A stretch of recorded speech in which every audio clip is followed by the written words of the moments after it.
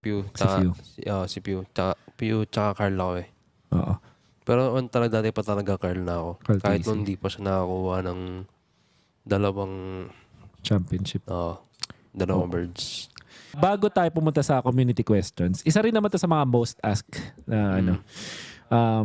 Sino yung mo, parang all-star team mo na gusto mong makalaro pa? Ganun. Kanina nasagot ko na yan eh. Kung hindi ko isama ko Nika. Sige. Pero kasama ko. Sige. Sige, sagot ko na kanina sa ano ko eh. Sa Sa live. ibang... sige. Okay.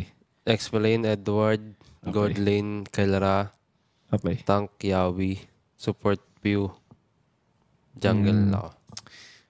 Bakit si Yawi?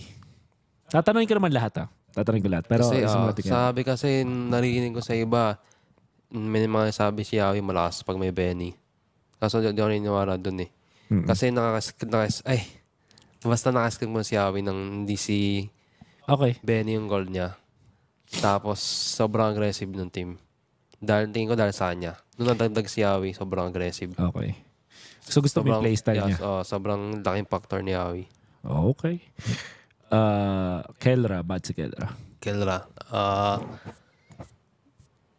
Malakas laning, position, tapos map awareness niya sobrang lupit. Okay. Parang map awareness ni Kelra. Kelra. Few. Hindi ko alam yung laro ni Pio, pero ang alam ko lang matalino si Pio eh. Matalino siya sa maglaro. Hindi siya ma-mechanics eh, masabi ko hindi siya ma-mechanics. Pero yung lupit na mechanics niya. Mga Emo Winter, lahat-lahat. Pero yung, kumbaga yung highlights sa niya, sa gameplay, para sa akin hindi yung mechanics. Kumbaga paano siya, hindi ko masabi kung macro kasi galing yung macro niya, magaling yung micro.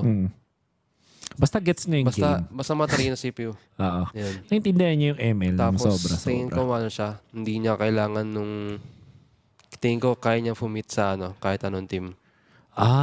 Gets.